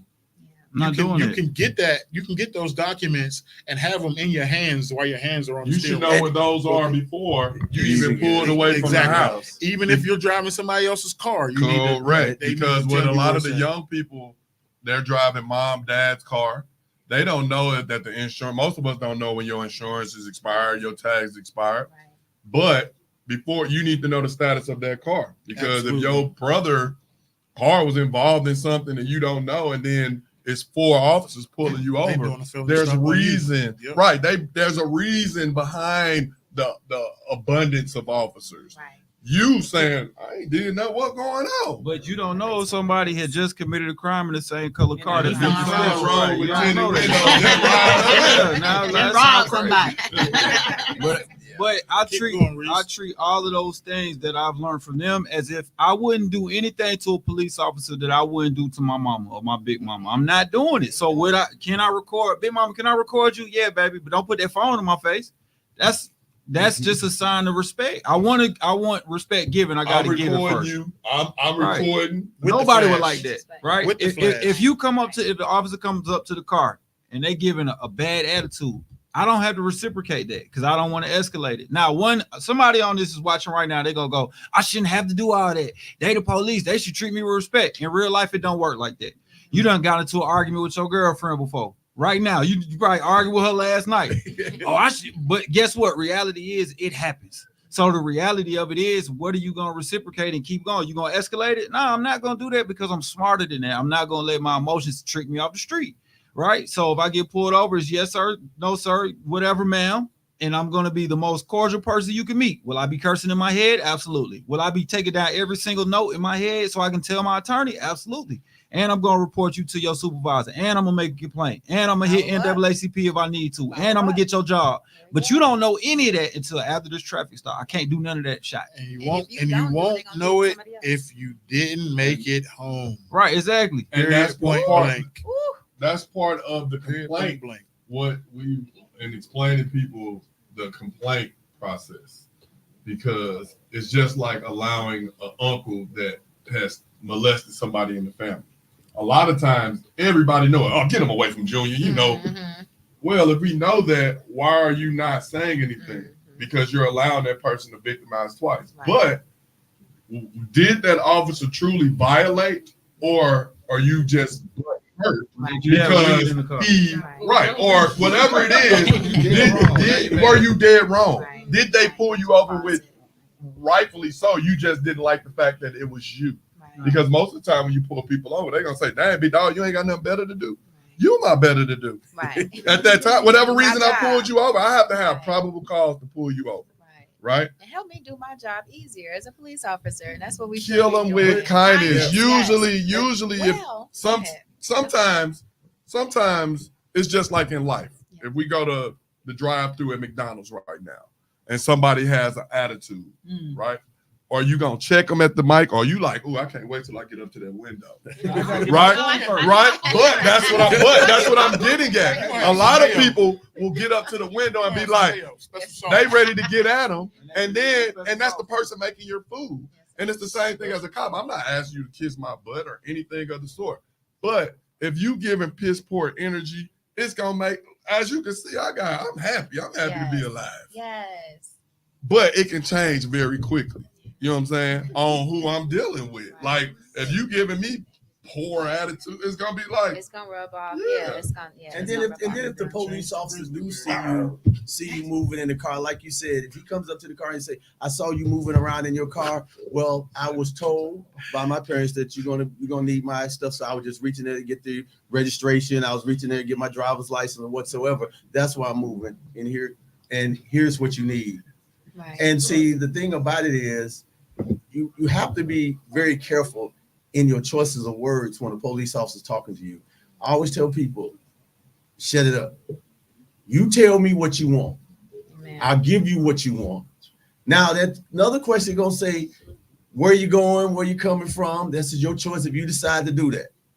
But when it's time to get inside that car and you have everything that you're supposed to have, driver's license, insurance, and they want to get inside your car, you have a choice to be made. Yes or no. Yeah. And most of the time frame, I've been stopped and they asked about getting in my car. I said no. You got what you wanted. You tell me what you pulled me over for. I gave you what you wanted. Right. And that's it. I don't have nothing else to say to you. You're gonna write me a ticket, write me my ticket, and come on back in so we can go and you can have go where you're going and I can go where I'm going. Now, they're gonna think it's attitude, but you don't have to say it so abruptly. Right. That's it, officer. Here's you. This is what you need. I've given you everything that you need.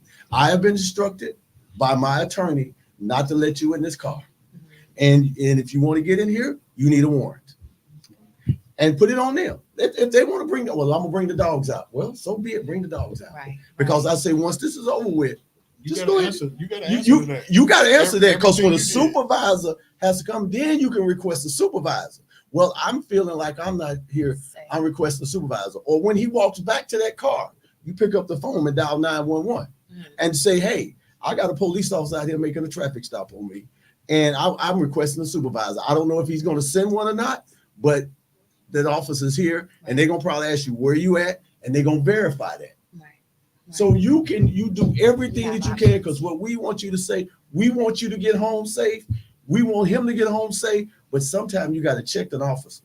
And sometimes there's a fact check on him that he knows he can't do that to everybody, Right. especially people in the community that he's working in. So if you do him that way, Yeah. you will have him check himself, because a lot of times when you go to that level, they got to think, damn, is a K9 unit going to be available? Dang, I got to have a supervisor be called. Man, It's then too much. it's too much. So a lot of times they'll be like, sir, I'm going to go ahead and give you this citation. You go about your day. And you still, if you feel not too correct, make that complaint. Amen. See, I got pulled over in Brookfield too, y'all.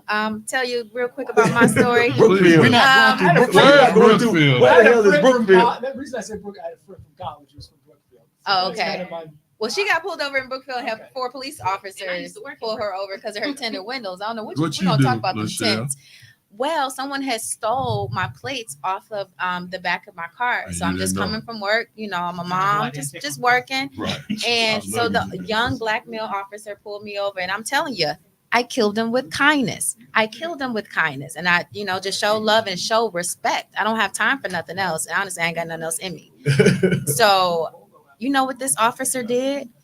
He went to his vehicle, got his tools, and took my plates off himself and put it on the back so that I wouldn't get pulled over again. There are some good officers out here, Correct. and they're also human. I Yeah, promise how police you on the treat fire. them is going to depict how the situation goes. Correct. In a lot of situations. And so for I know me, they let you go too, girl, didn't they? Yeah. Yeah.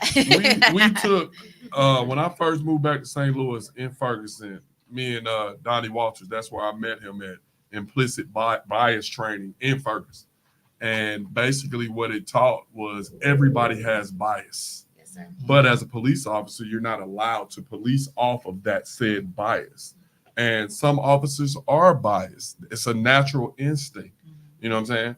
But you can't push that off on people. And so that's one thing that we do with Clippers and Cops is just trying to show that there are some cops that are normal, human. That's the that- only way you can combat it. That's it. We're not saying Clippers and Cops. You do Clippers and Cops, and this is the end all, and everything is gonna go. That's not what we're saying. We're not saying every cop is right, or we're not saying every cop is wrong either.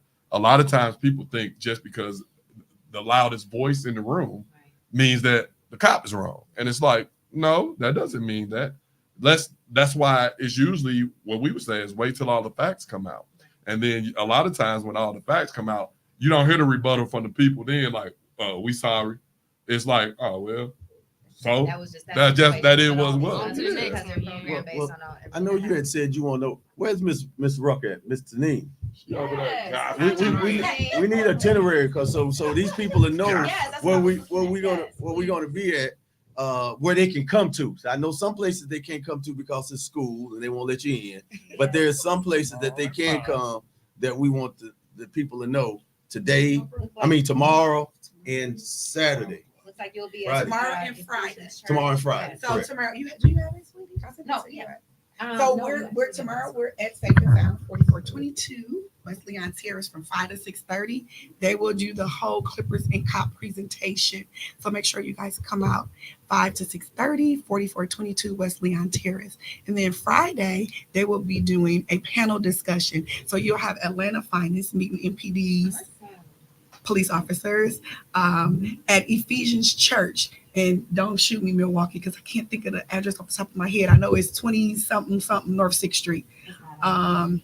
It's on the flyer. But if you know, 2412 North 6th Street. yeah, we got Ephesians 2412 Church. North 2412, right? Yes, North ma'am. 6th Street. Yep. So Ephesians Missionary Baptist Church, if you live in Milwaukee, you know where that is, in District 6. So come out to the panel from 12 o'clock to 1:30. It is going to be a lunch and learn. There will be lunch provided with refreshments for a little while. So get there first. Love it. Get there first. That's all I'm going to tell you. Come at 12 on the dot and you might get lunch, right? Otherwise, just come hear word, okay? I love it. And then Friday night, we will be at Safe and Sound again from 3 p.m. to 6 p.m. So parents, this is going to be your last push to get school supplies before the school year start, because we start on Tuesday. Let's send our kids off in style. Love it. Let's have them have a good year, because y'all know sometimes kids freak out when they don't have like the right pencil, the right eraser. So we want to make sure we assist with that as well. So I that's going to love be it. at Safe and Sound 4422 I love West Leon Terrace. Love it. Thank you so much, Tanin. You and Arletta are doing so many great things for our community. So I appreciate y'all putting this together and bringing this greatness to Milwaukee. We love it. And I see that it's going to continue to grow. One final question. I actually have someone that may have a couple questions for you guys too. The beautiful Savannah. Thanks for buying. But one question from me. Talking about y'all. So she's going to bring her son tomorrow while y'all Yes. all in our business. Jermaine, make sure you My come son out is, too, my 17, man. So I'm going to bring my son too. 17 years old, young Huh? black male. Yes. I say Oh, Jermaine. Jermaine. Okay. Oh, Jermaine. It could be. I don't know. Thomas. Bring your little brother. He said his little brother needs somebody to talk to. Bring him. We'll talk to him too. Love it. But I see, the progression over the 6 years, and like you said, campus invasion, you didn't start that right away. So that was a branch of what you've already done with Clippers and Cops. So what do you see it? What's your vision? The vision. The end, what's your vision for what's if it hasn't happened, you know what I'm saying? We ain't got there yet, but what's the Manifestation is goal? real. Yes, it All right. is. And like I said, this started on my couch eating a bag of Doritos. Amen. My Thank you, long Lord. term, no, I don't. I eat cheese Doritos with French onion dip. So don't judge. We at the barbecue, y'all. Go Right. ahead. So my vision long term is for us to do a full tour from state to state. It's the same problem that you guys are talking about here in Milwaukee. We have in St. Louis, Atlanta, and all major cities. And so my goal is for us to literally come into a city on a Tuesday, Wednesday, 2 schools. We can go we go from high school to elementary. We have basically presentations for either high school, middle, or elementary. One school in the morning, we got to eat, and then another school in the afternoon. Thursday, a college or more older adults, because a lot of college kids that's criminal justice majors and stuff, they think they know everything, and it's almost like they need to have this back and forth to have an understanding of the profession. That's in the afternoon. Thursday in that afternoon is the barbershop. That's our mainstay. Right. Usually that's how you get the pulse of the community. Right. And so we would want to go to a community, and we want to partner with the police in that city to be able, because it's just like here. We're coming in somebody else's backyard, and after we're gone, we need to pass the torch. But we don't want anybody just doing our program, because one cynical officer can ruin everything that we just started. Right. Friday, go to the police academy or the police station and basically train the trainers, show them what they just experienced so that they can do that. And then on Saturday, a picnic with the community. Just like you said, at the barbecue, that's when y'all really get to interact, and you learn that we have more in common than we do differently. Right. And that's how you build community and community between law enforcement. Right. Sunday, we want professional sports. Let's go to a game together. Okay. Where we at the game watching the game. I didn't know you like the Steelers. Me too. Hey, Right. you know what I'm saying? That's how you build those things. So long Such a- after Such a you life. grow from that, when there's an incident, you have allies. Like I said earlier on the Tory Lowe show, the streets talk. Yeah. But you got to know how to hear it and receive it and understand it, that people are putting their lives on the line to talk and tell you this information. And you cultivate that. Over the years, you've been dealing with Miss Pearlie for 20 years. Not Miss Pearl. I'm just saying. But she's comfortable in helping, Yes. because guess what? People in the community don't want the stuff happening in their community either. But most people, we're taught to mind our own business. And so as you're taught that, that it makes you be like, well, I know what happened, but I ain't saying that until it hits your house. And so that's my vision of the program. I already have someone. So now we're in Atlanta, St. Louis. My buddy in Memphis does it, and my buddy in Dallas is doing it. And so it's spreading like wildfire. And after the story aired, I had an officer from LAPD call. Like, we got people calling from all over.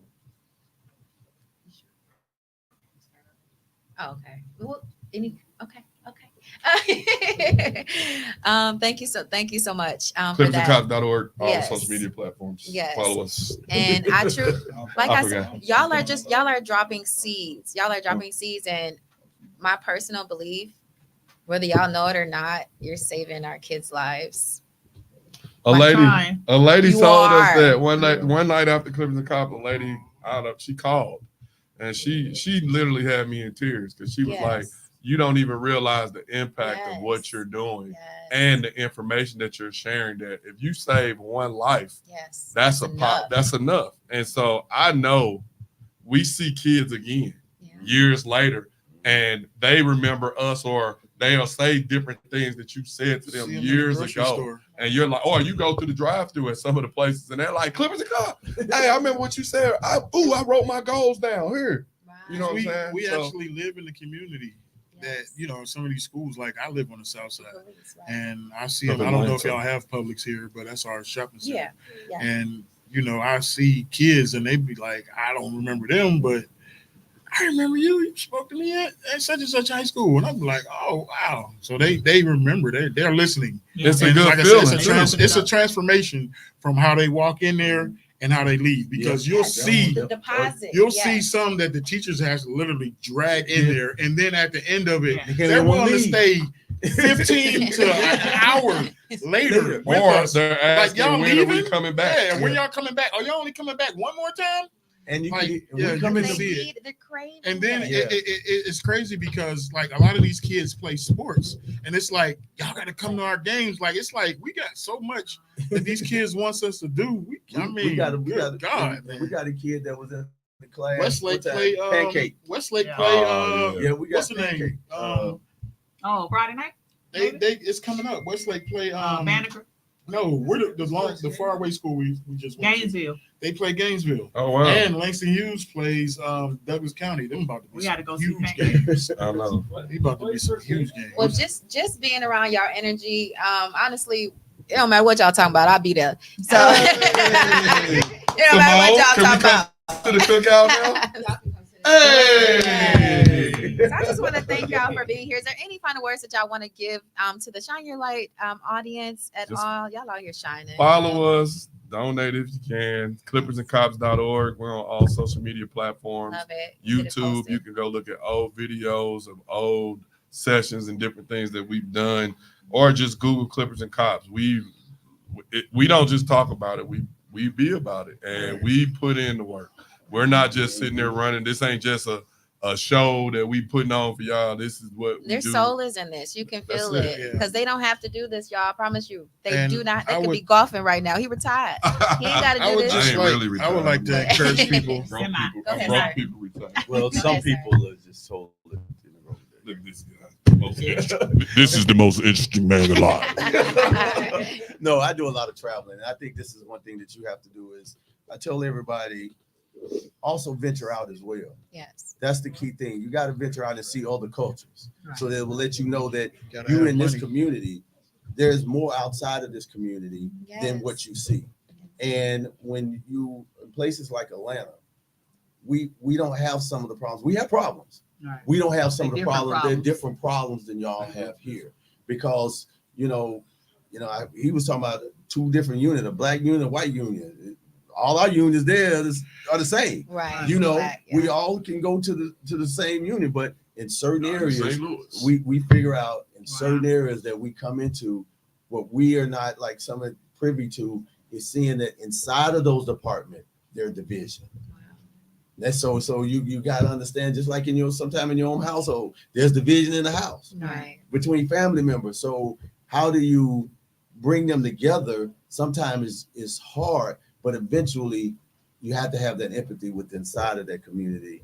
And we're just here to give you our source, and it's going to take some time to get in there to get it, because if the weed is there, Right. you just got to get it out, and then eventually it's going to shine. The grass is going to be green, and everybody's going to hopefully be happy. And it's coming. He just spoke it into existence. Yeah, I just want to give a charge to the men and women, the grown men and women that have a testimony. Based on my charge, I feel like I came from a situation where I seen a lot of negativity, and I felt like I had the responsibility to reach back and speak to the kids that's experiencing some of the things that I grew up and experienced, and some of the things that I grew up and overcame. when you can present that information to these kids, no matter if it's in a barbershop, in a in a radio setting, on a corner, talk to these kids, because you never know what you can be saving them from. A lot of the kids succumb to that negativity that he grew up around. So when you can show them that you are a success story coming from that environment, it's important for them to hear that. You never know what type of hope you're giving somebody that was previously hopeless. So don't be hesitant in, giving back. They need to see it. Yes, absolutely. Because a lot of them don't have that, and I hate to say it, a lot of them don't have that in their parents or the family members around them. So sometimes, and because they don't get outside of Milwaukee, they don't get outside of the, just their neighborhoods, they wouldn't see it if it wasn't y'all showing it to them. Nah, you're How right. much effort it takes for y'all to do that, though. But You know what it's I'm really, saying? if it comes from your heart, you don't even look at it that way. It's But just something that you just feel in your spirit Yeah, that you just need to pour out, yeah. because you don't want kids to go down that path, because it's important. You can't wait until they're 15. Did somebody do it for you? No, unfortunately, no, they didn't. But I was, thanks be to God, I was able to use my environment to teach me what not to do. Here we go. Like it was a lot of drugs and things of that nature, like in my house. Yeah. Sometimes we become, when we get older, by the grace of God, what we needed.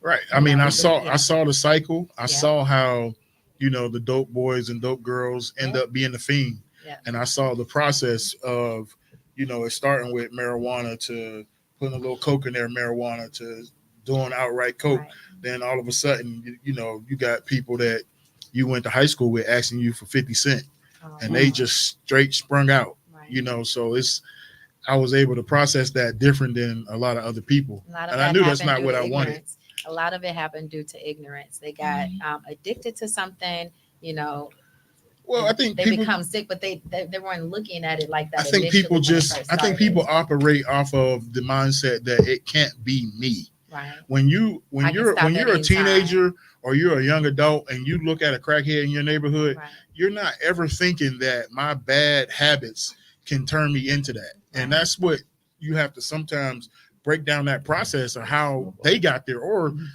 pull them to the side and have a conversation with them, because y'all- they're not all idiots.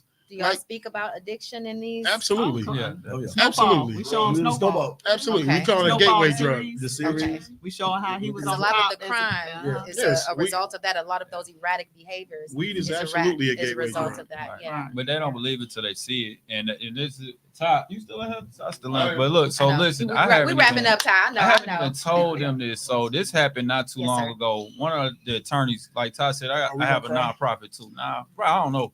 We are nonprofit too, Positive American Youth, right? So we in front of a lot of kids. So sometimes because we do a lot with Clippers of Cops, the messages get interfused, which is a positive thing, right? Yes, sir. So our attorney, who's on the board of Positive American Youth, does a lot of defense cases.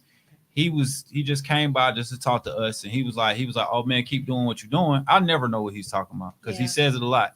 He was like, nah, I was in court the other day. It's not my case. I'm in the back of the courtroom waiting for my case. A kid is up in front of the judge and says, nah, the recent them had came to my school and they said this is in the third, and he came with a whole bunch of cops, and we thought it was gonna be crazy, but then they told us we could do whatever we want to do and this and that, and then they sat and talked with us afterwards, and it was just real inspiring. The judge took his probation off, didn't give him no jail time, all because of this program and programs like this around the country, change lives. You don't know the impact you have. And now he couldn't have made that up just to come by and say, hey, don't stop what you're doing. And I asked him what did he mean. He wasn't going to elaborate. He was like, nah, you brought a bunch of cops to a school or something. I said, nah, I didn't. I was with them. I was just part of a bigger situation. And because of that, this kid is not going to jail. This kid is not going to RYDC. This kid is not getting a record. This kid now has an outlook on life and has a different perspective. And it's because of what y'all are doing. So I just want to salute y'all in front of everybody. Yes, salute. Yes, there we go. I ain't gonna cry. Dropping positive seeds. No, There's a hand clap in there somewhere. I just want to say real quick before we go, Yes, thank sir. you for having us. But I think just some simple concepts that I've always believed in is that instead of calling somebody out, call them up. There we go. Ooh. There we And go. instead of pushing somebody away, pull them in. There we go. And I think if we live by that, we could see a lot of change and a lot of progress. But I think the biggest thing is just don't be afraid of the unknown. Get out of your comfort zone. That goes for everybody. Yes, I love that. Because And beautiful partner things with can good happen. people. So.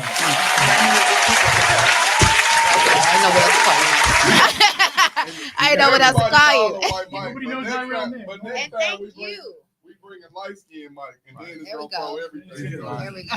And we trying to post on the 'Cause they live chat basically too, the like same the color. website and everything, so everybody can see it. But I ain't see it popping up for whatever reason. But hopefully, it's up there. So we trying to post the website and everything. Okay, because I know I'm gonna make sure it gets posted by our Clippers and producer. Cops.org. ClippersandCops.org. itinerary, I I'm got you. posting the address and all that. You know what I'm saying? I'm trying to do my job. My job. And I just want to say, Mike, we need you in our neighborhoods as that representation for those good hearts with different color skin. So, you know, we need that. So I thank you. Whoa, don't go too far, buddy. Wrap up. All right. He put it up there. Oh, for sure. Appreciate it.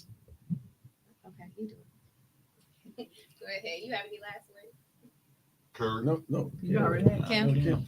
My last words is, of course, thank you guys Thank for you. hosting us, having us here, and I just want to remind everybody that a lot of times, people like myself get into law enforcement because we love people. We do it because we want to help people. We don't just get into law enforcement to see people go to jail or get arrested. We're the ones who's there when they get shot, when they get stabbed, when their car is broken into, when their house is broken into. We're there. We're getting them an ambulance. We're getting them, to Grady Hospital or whatever hospital it is.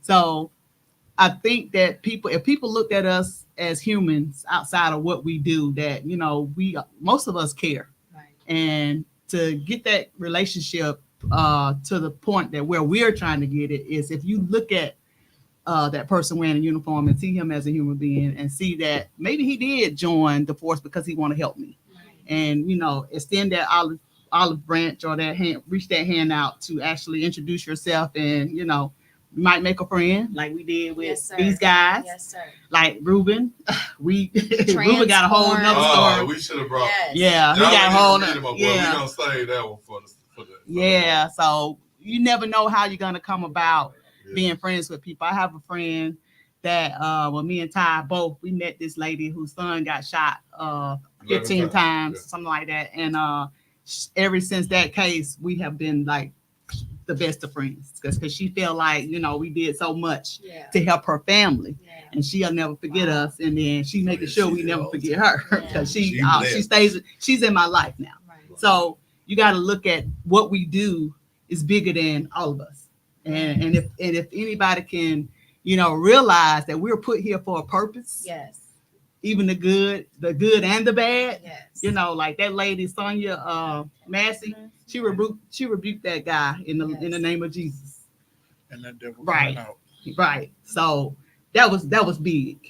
That was big. She's not here, but we all know, that was the devil. Yeah. That was Satan himself. So And she was an angel because she stopped it from happening to somebody else. she did. She did. So Yeah. those are my parting. I ain't think of that. Yeah, those are my parting words. And Do you again, thank you have- guys. Yes, Do sir. you have any advice for our ladies out there?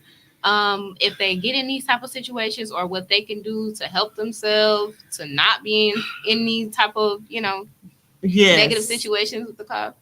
With a cop or with Anything, whether it be going down the wrong path. yes. I always give the story of how I worked a gang unit for 15 years, and I do come across females that get The accent came out. from the South.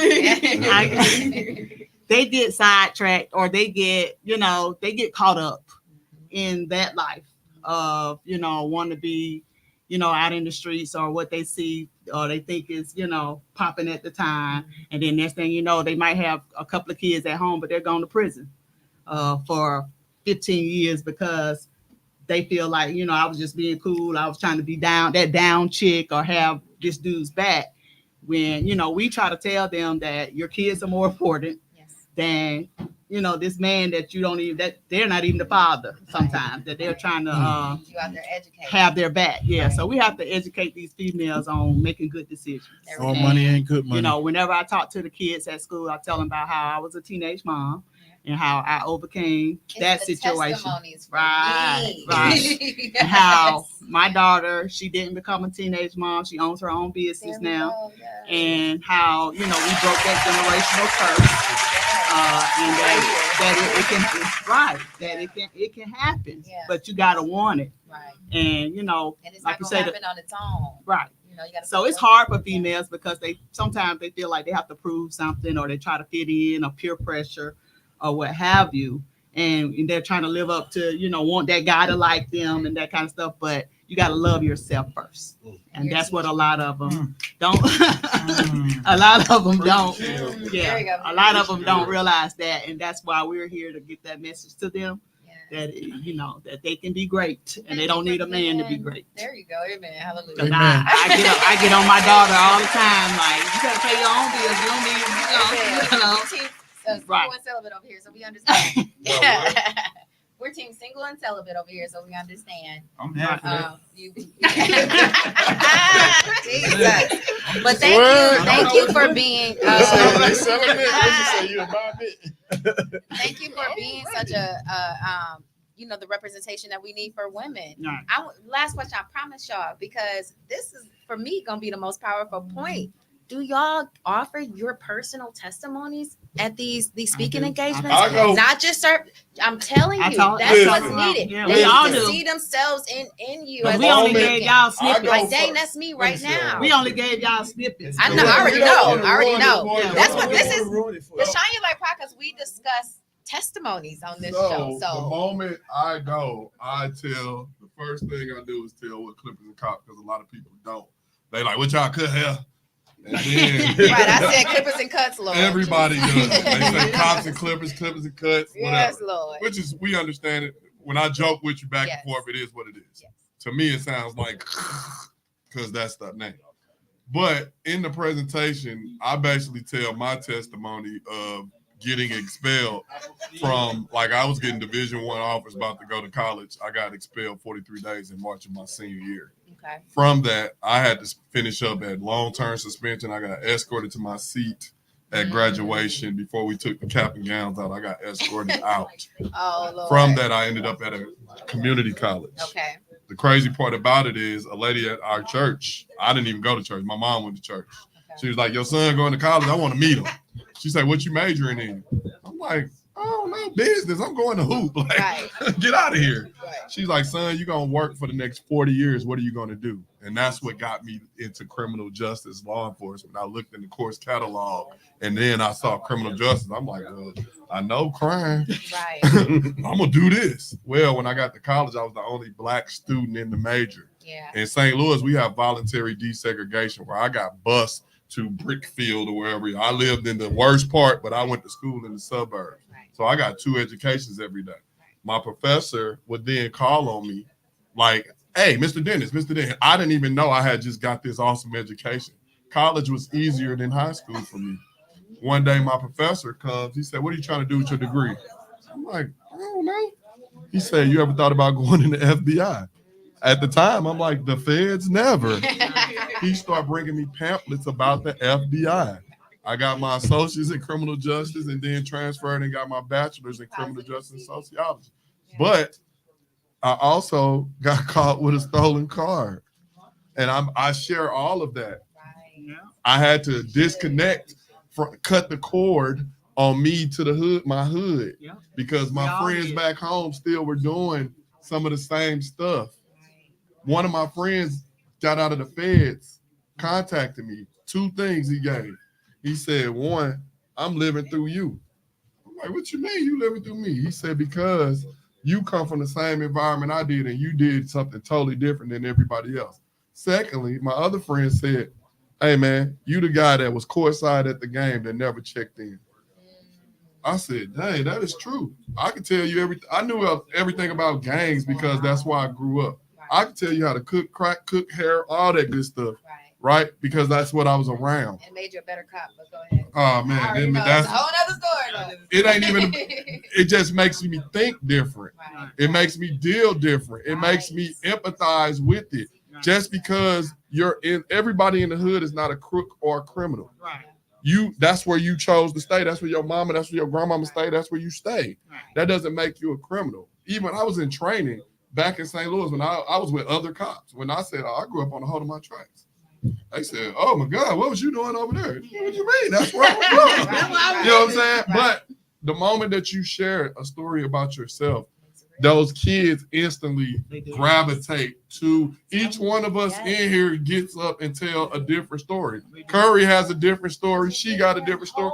Well, that's the whole thing is that we didn't wake up. Most adults, it goes back to what I said earlier.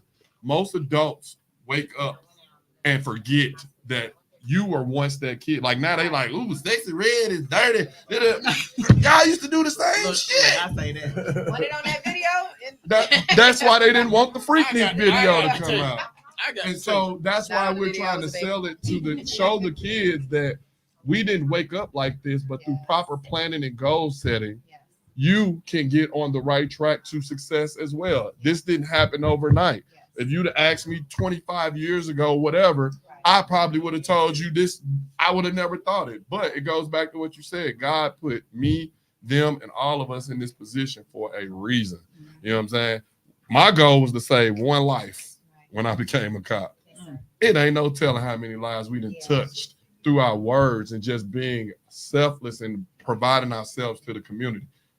When he talk about Caden and making me cry, it's because I never saw that coming.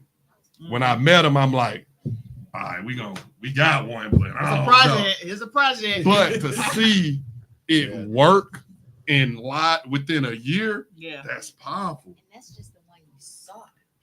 So when he posted the story, you can go on his TikTok.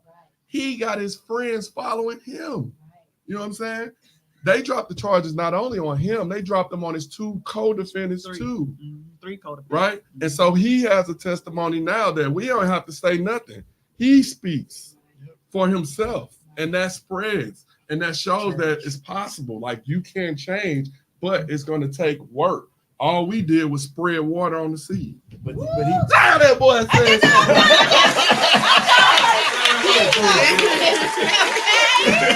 Okay. Drop the mic. Drop the mic, Ty. And with that being said, thank you for coming to the Shine Your Light podcast. I want to thank you all once again for joining us on the Shine Your Light podcast. You're all shining your light in the community, and we sincerely thank you for it. You are saving lives.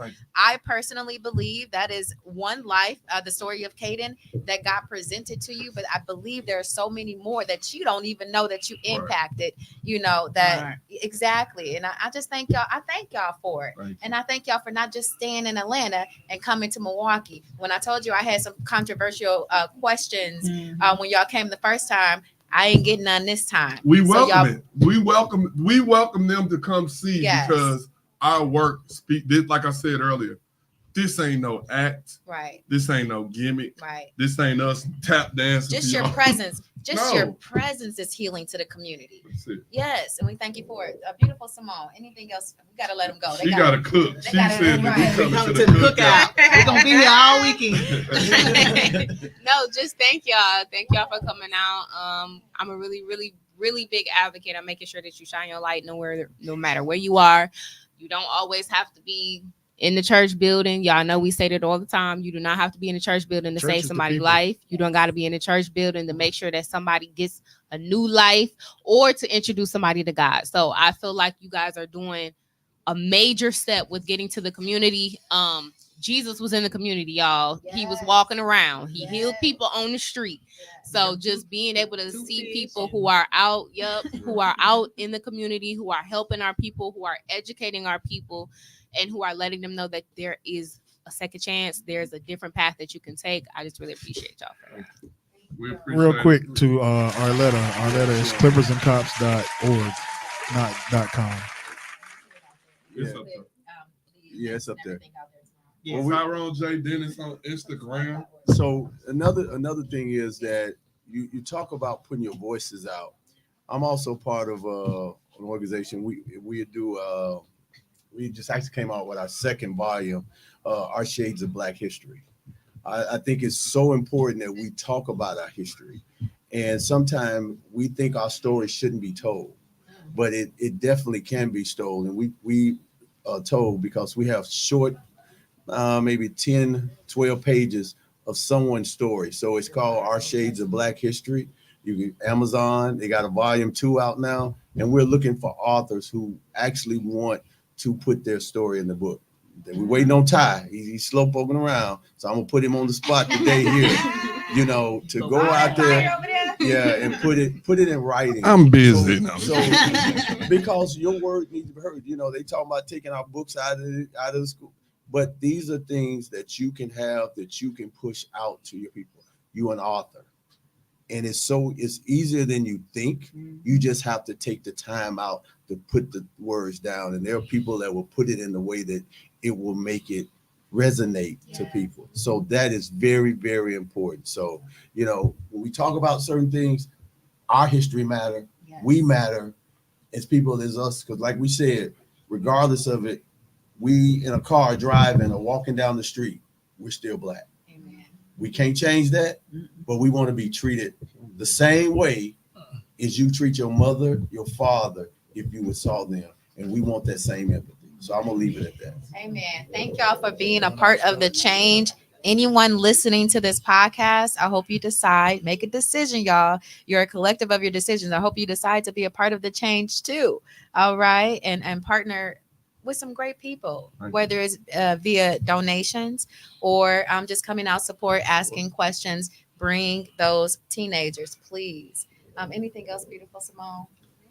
All right. Thank y'all for joining us on the Shine Your Light podcast. Until next time, see you guys. Blessings.